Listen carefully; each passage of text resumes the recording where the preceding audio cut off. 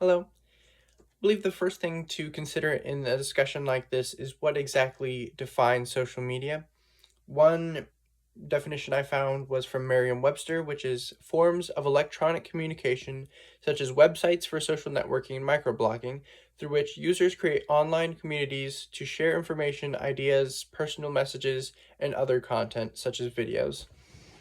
So, one social media that I've used to keep online or to keep relationships has been Tumblr is probably one of the primary ones, and that is because on there I have made posts and I viewed other people's posts. Particularly one friend I have posts a lot of her art on there. Even though she has shared it with us through other means, I still interact with those posts on there and recreate those interactions.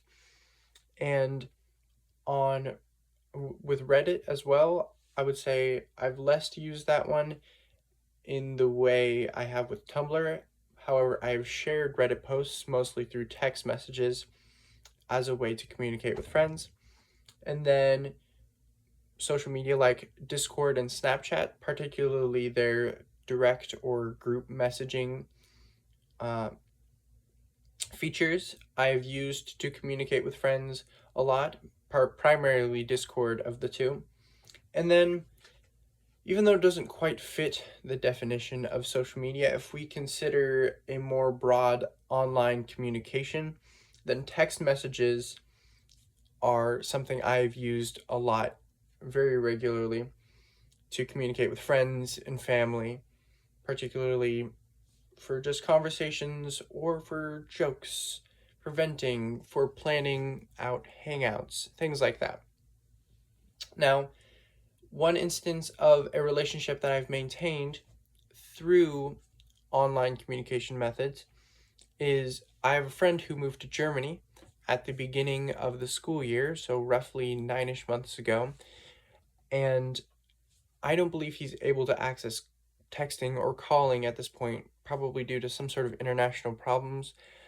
However, we have kept communication through Discord, primarily through a specific group chat in which everyone in the group chat plays Wordle basically every day. In fact, we're on a 139-day streak at the moment, and that has allowed us to keep our relationship from stagnating, even if it's just occasional things. And even though we're not all playing at the same time, just those little interactions have kept it good.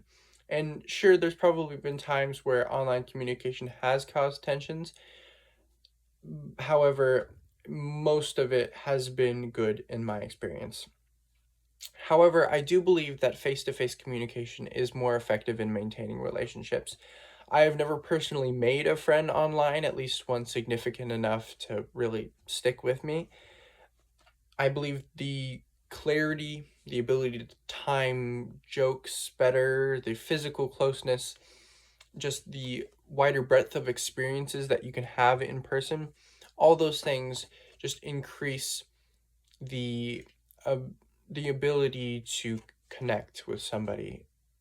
And yeah, thank you.